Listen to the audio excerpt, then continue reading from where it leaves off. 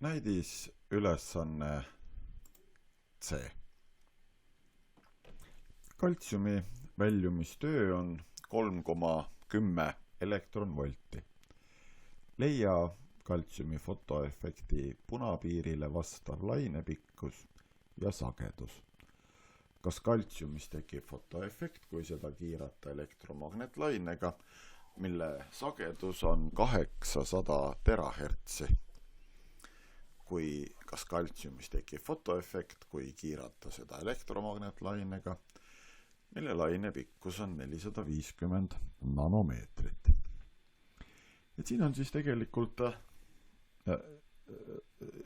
nagu kaks ülesannet, mida siis tuleks lahendada, ja nende kahe ülesande üheks ühiseks andmeks on siis see väljumistöö 3,10 elektronvolti. Üks elektronvolt oli 1,6 korda 10 astmes miinus 19 džauli. Järelikult me peame 3,10 korrutama 1,6 korda 10 astmes miinus 19 ja saame, et sellele 3,10 elektronvoldile vastab 4,96 korda 10 astmes miinus 19 džauli. Ja selle ülesande esimeses osas küsitakse meilt, kas fotoefekt tekib, kui sagedus on 800 terahertsi,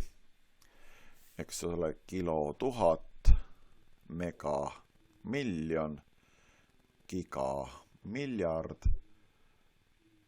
tera triljon, ehk siis 800 korda 10 astmes 12 hertsi on siis selle elektromagnetlaine sagedus, mis kaltsiumile langeb.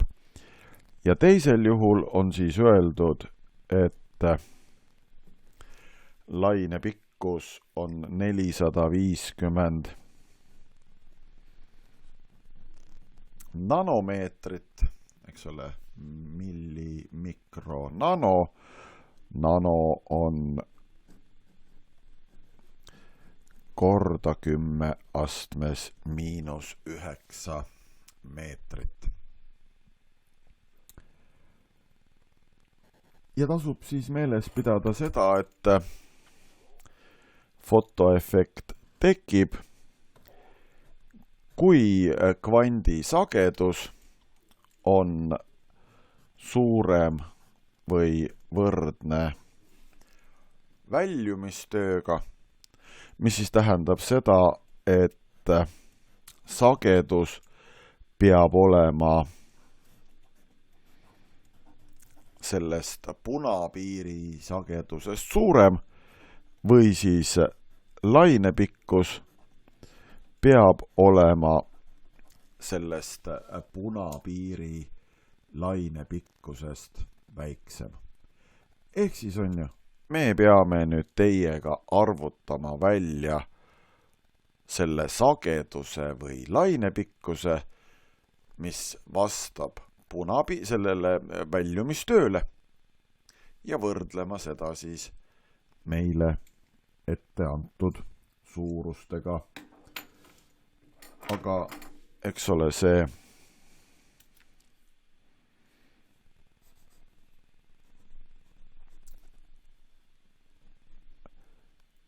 kvandienergia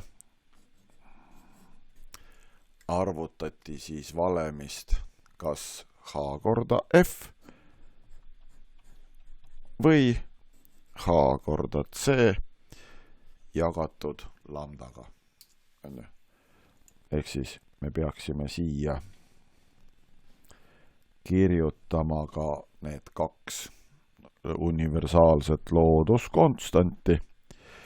3 korda 10 astmes 8 meetrit sekundis, no ja 6,6 korda 10 astmes miinus 34.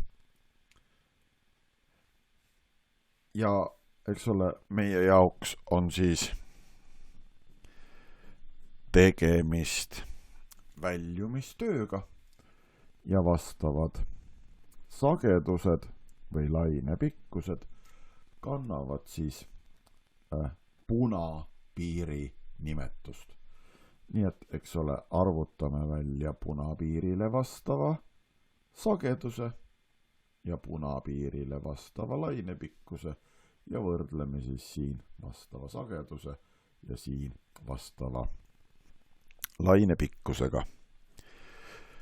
Eks ole, sagedus on 1 2 tegurist, järelikult pean tema leidmiseks jagama teise teguriga. Nii et see punapiirile vastav sagedus on väljumistöö jagatud Plancki konstandiga. Ja siin, eks ole, vahetavad siis lambda ja see väljumistöö oma asukohad ära. Nii et kui ma otsin punapiiri lainepikkuse kaudu, siis tuleb selle H ja C korrutist jagada lainepikkusega. Ja nagu ma siin varem teinud olen, panen siis korraks videosalvestuse seisma ja teen arvutused. Nii, ja kui nüüd siis arvud asemele panna, siis me saame kaltsiumi fotoefekti punapiiri sageduseks 7,5 korda 10 astmes 14 hertsi ehk 752 terahertsi ja lainepikkuseks saame 3,99 korda 10 astmes miinus 7 meetrit ehk siis 399 nanomeetrit. Nii et 752 terahertsi.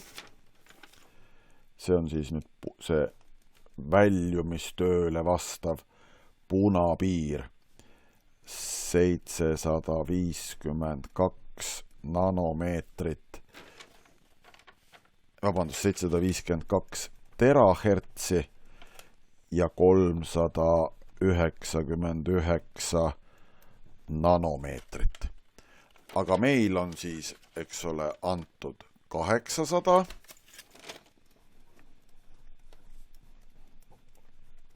terahertsi ja 450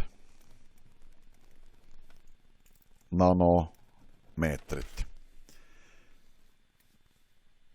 Eks ole, kui ma nüüd võrdlen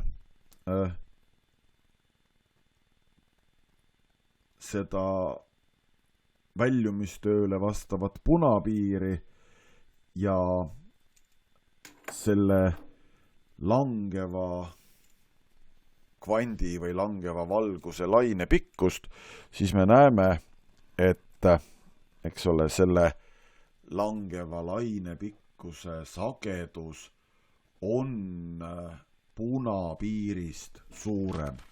Aga kui sagedus on punapiirist suurem, siis fotoefekt tekib. Nii et me võime siis öelda, et kui kaltsiumile langeb elektromagnetlaine kvant, mille sagedus on 800 terahertsi, siis kaltsiumis tekib fotoefekt. Aga on ju, kui me nüüd vaatame seda lainepikkust, siis, eks ole, fotoefekt tekib siis, kui lainepikkus on sellest punapiirist väiksem. Aga meil juhtumisi, eks ole, 450 nanomeetrit on suurem kui see 399 nanomeetrit, mis tähendab seda, et fotoefekti ei teki. Nii et selles ülesandes siis oli meil tegelikult 4 küsimust. 2 puudutasid siis seda fotoefekti punapiiri, ehk siis sagedus 752 terahertsi ja lainepikkus 399 nanomeetrit. Ja siis olid veel 2 küsimust selle kohta, kas tekib või ei teki. Ja tuli välja siis, et selle 800 terahertsi see laine korral tekib ja 450 nanomeetrise laine korral fotoefekti ei teki.